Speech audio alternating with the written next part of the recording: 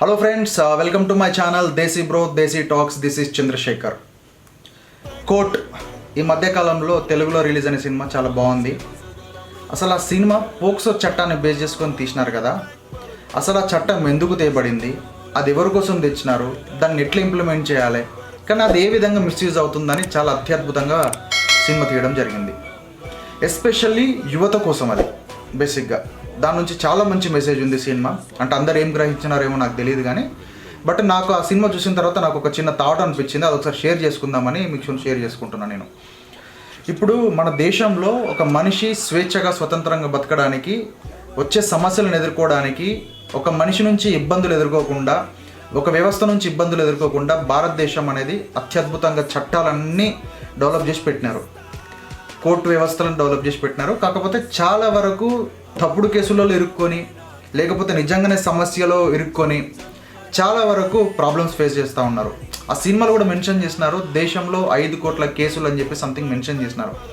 అది 5 కోట్ల కేసులు కాదు కదా, 5 కోట్ల ఫ్యామిలీలు. అంటే డైరెక్ట్గా లీగల్ సమస్యలు ఎదుర్కొంటున్న వాళ్ళు 20 కోట్ల మంది మన భారతదేశ జనాభాలో. బేసిక్గా ఏదైనా సమస్య తలెత్తడానికి కారణాలు నాకు తెలిసి 3 అనిపిస్తున్నాయి. ఒకటి ఏంటంటే మనీ, సెక్స్ అండ్ రిలేషన్షిప్, ఇంకొకటి పవర్. వీటిని బేస్ చేసుకొని ఒకరి మీద ఒకడు పంచాయతీలు, లొల్లులు, గొడవలు అని చెప్పుకుంటా ఇవే సమస్యలు వస్తూ ఉన్నాయి. మెయిన్ ఏంటంటే నేను ఇక్కడ ఒకటే మాట మాట్లాడాలనుకుంటున్నా. మనీ అండ్ పవర్ అనేది కంప్లీట్లీ డిఫరెంట్. ఇక్కడ బేసిక్గా యువతలో ఇటువంటి తప్పులు జరగడానికి కారణం ఏంటంటే love and relationship and sex.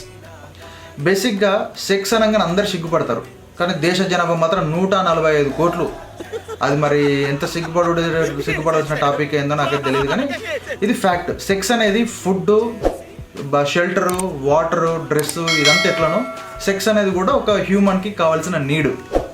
కానీ దాన్ని ఎట్లా చూస్తారని అంటే దాన్ని ఏదో భూతద్దంలో పెట్టి చూపించి అదేదో తప్పు అన్నట్టు చూపించేసి యువతకి అక్కడ ఆడు ఉందిరా అంటే వాడికి అది తెలుసుకోవాలని కోరిక బాగుంటుంది కాబట్టి వాడు పర్టికులర్గా అదేందని టేస్ట్ చేయండి, వాడు అప్పటి వరకు అడిగి పోయింది వాడు ఊరుకోడు. అదే యువతకి టీనేజ్ నుంచే అసలు సెక్స్ ఎడ్యుకేషన్ అనేది కొంచెం ప్రాపర్గా ఎలాబరేట్ చేసి అసలు ప్రాపర్ అవేర్నెస్ ఇప్పిస్తే ఇలాంటి సమస్యలు రాకపోవచ్చని అదొక చిన్న ఒపీనియన్. చిన్న ఎగ్జాంపుల్ నేను ఏమంటానంటే, అసలు సెక్స్ అనేది లీగల్గా చేస్తున్నారా, ఇల్లీగల్గా చేస్తున్నారా? లీగల్గానంటే పెళ్లి చేసుకున్న పార్ట్నర్తో చేసుకుంటే మాత్రమే లీగల్. రెస్ట్ ఆల్ నా దృష్టిలో మాత్రం ఇల్లీగల్. అది లివింగ్ రిలేషన్షిప్ అయినా ఏదైనా కూడా అది ఇల్లీగల్ బేసిక్గా. అటువంటిది ఆ అవేర్నెస్ అనేది ఎందుకు ఉండట్లేదు, ఎందుకు అంత ఫ్రీడమ్ వస్తుంది? సో ఇక్కడ ప్రాబ్లం ఏంటంటే వాళ్ళకు ఒక రిలేషన్షిప్లో ఉన్నప్పుడు దాని నుంచి వచ్చే కాంప్లికేషన్స్ ఏంటనేది బేసిక్గా తెలియదు. ఫర్ ఎగ్జాంపుల్, ఇప్పుడు ఒక అమ్మాయి ఒక అబ్బాయి ఇద్దరు రిలేషన్షిప్లో ఉన్నారు. సరే, ఉన్న రిలేషన్షిప్ ఉన్న రోజులు మూతులు నాకుంటారు, కలిసి తిరుగుతారు, ఆడి తిరుగుతారు, అంత పంచాయతీ బాగానే ఉంటుంది. కానీ కొద్దిగా చెడంగానే ఈ అమ్మాయి పోయి వాని మీద కేసు పెడుతుంది. అప్పుడు ఎవడు ఇరుక్కుంటాడు? ఇరుక్కునేది మగవాడే. ఆనకాడ దూలు తీరుద్ది. కాకపోతే ఎండ్ ఆఫ్ ద డే ఇప్పుడు ఆ సినిమాలో జరిగింది కూడా అదే. పాపం వాళ్ళిద్దరు నిజంగానే జెన్యున్గా లవ్ చేసుకున్నారు. కాకపోతే age is a really matter. So ఆ మైనర్ అమ్మాయి కాబట్టి అక్కడ చిన్న చిన్న ఇష్యూ వల్ల అది పెద్దగా కనబడిపోయి ఆడు కోర్టు కేసులో ఇరుక్కుపోయినాడు. అటువంటిది ఇప్పుడు సేమ్ టీనేజ్లోనే యువతకి ఖచ్చితంగా సెక్స్ ఎడ్యుకేషన్ మీద అవేర్నెస్ ఇప్పించాలి. అది పేరెంట్స్ అవ్వచ్చు, తర్వాత స్కూళ్ళలో చెప్పే చదువులు చెప్పే స్టూడెంట్స్ అవ్వచ్చు, లేకపోతే మోటివేషనల్ స్పీకర్స్ అవ్వచ్చు, లాయర్స్ అవ్వచ్చు. వీళ్ళందరూ కూడా ఇటువంటి అవేర్నెస్ క్యాంపెయినింగ్ చేయాల్సిందే. ఎందుకనమంటే లీగల్గా చేస్తే దాని నుంచి వచ్చే బెనిఫిట్స్ ఏంటి, అసలు సెక్స్ అనేది ఏ టైంలో అంటే ఏ ఏజ్ గ్రూప్లో చేయాలి, అసలు దాని నీడ్ ఏంటిది, అది దాని గురించి క్లియర్గా అవేర్నెస్ అనేది ఇవ్వాలి. లేదు అదొకవేళ తప్పు చేస్తే దానివల్ల వచ్చే లీగల్ కాంప్లికేషన్స్ ఏంటి, దానివల్ల వచ్చే నీకు మెంటల్ ప్రెషర్స్ ఏంటి, దానివల్ల వచ్చే నీకు కుటుంబ సమస్యలు ఏంటి, దానివల్ల వచ్చే నీకు ఫినాన్షియల్ ఇంప్లికేషన్స్ ఏంటి, ఇవన్నీ కూడా ప్రాపర్గా చెప్పగలగాలి, ప్రాపర్గా అర్థం చేసుకోవాలి. అవన్నీ ఏం తెలియకుండా క్షణికావేశాల్లో ఏదో హార్మోన్స్ రిలీజ్ అయినాయి, తర్వాత ఇవన్నీ హార్మోన్స్ బేస్ చేసుకొని ఉన్న సిచ్యువేషన్స్ లవ్ అంటే ఫ్లోలో జరిగిపోవాలా? లవ్ అనేది నథింగ్ అండి. సెక్స్ కోసం లవ్ అని అబద్ధం చెప్తారు, మన ఆర్జీవి చెప్పినట్టు అది ఫ్యాక్ట్. సెక్స్ కావాలా కాబట్టి ఆడదానికో మగోనికో లవ్ అని అబద్ధం చెప్పేసి పెంటలు జరుగుతున్నాయి. ఇన్ని ఇబ్బందులు అవన్నీ అక్కడే జరుగుతున్నాయి.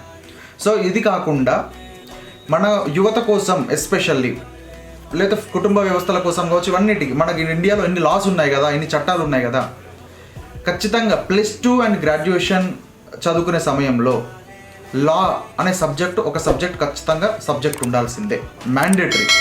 సో దట్ వాళ్ళు ఒక కుటుంబ వ్యవస్థను నడిపేటప్పుడు కావచ్చు, లేకపోతే వాళ్ళు ఉద్యోగం కోసం ఒక అడుగులు వేసుకునేటప్పుడు కావచ్చు, ఇవన్నీ చేసేటప్పుడు వాళ్ళకి ఏంటనంటే ఖచ్చితంగా ఏదో ఒక ప్రాబ్లం ఎదురవుతూ ఉంటుంది. అటువంటి ప్రాబ్లమ్స్ ఎదురైనప్పుడు వాళ్ళకి చట్టాలు కనుక వాళ్ళకి అవగాహన ఉంటే యువత కూడా తప్పుదారిన పోకుండా ఉంటుంది. సో ఖచ్చితంగా లా అనేది సబ్జెక్ట్ అందరికీ తెలియాలి. ఆ సినిమాలో కూడా తప్పకుండా మన ప్రియదర్శి కూడా అదే చెప్పాడు లాస్ట్ డైలాగ్లో, చట్టం తెలుసుకుంటే ఎట్లయినా బతకొచ్చు అనేది. ఖచ్చితంగా చట్టం తెలుసుకోవాలి, ఎందుకంటే మనం చేసే పనులలో తెలిసి తెలియక కొన్ని మిస్టేక్స్ జరుగుతూ ఉంటాయి. కాకపోతే ఆ మిస్టేక్స్ జరగకుండా ఉండాలంటే నీకు చట్టం తెలియాల్సిందే. సో ఖచ్చితంగా మీరు చట్టం తెలుసుకోండి, చట్టాలను వాడుకోండి, కానీ మిస్యూజ్ మాత్రం చేయకండి. ఇప్పుడు ఈ మధ్య కాలంలో చూస్తూ ఉన్నాం, మిస్యూజ్ చేస్తున్న వాళ్ళని కూడా కోర్టులు కూడా చాలా గట్టిగా శిక్షిస్తున్నాయి. మీరు ఆ సినిమాలు కూడా చూసినారు. లాస్ట్ ఎవరైతే అమ్మాయి తండ్రి ఉంటాడో, అది బాబాయో పెద్దనాన్నో క్యారెక్టరు, ఆయన ఏం చెప్తాడు, మళ్ళీ తప్పుడు కేసులను ప్రూవ్ అయిన తర్వాత జడ్జి గారు చెప్తారు ఏమని, వీళ్ళందరి మీద యాక్షన్ తీసుకొని వీళ్ళందరూ రిమాండ్లకు తీసుకోండి, వీళ్ళందరిని ఎంక్వైరీ చేయండి అని చెప్తారు. సో అది సినిమాలో చూపించినట్టే నిజంగా కూడా చాలా వరకు తప్పుడు కేసుల మీద కూడా జరుగుతూ ఉన్నాయి. సో లా తెలుసుకోండి, వాటిని ఎలా యూటిలైజ్ చేసుకోవాలో అలాగే యూటిలైజ్ చేయండి, మిస్యూజ్ చేయకండి, మీరందరూ సేఫ్ జోన్లో ఉండండి. Thank you.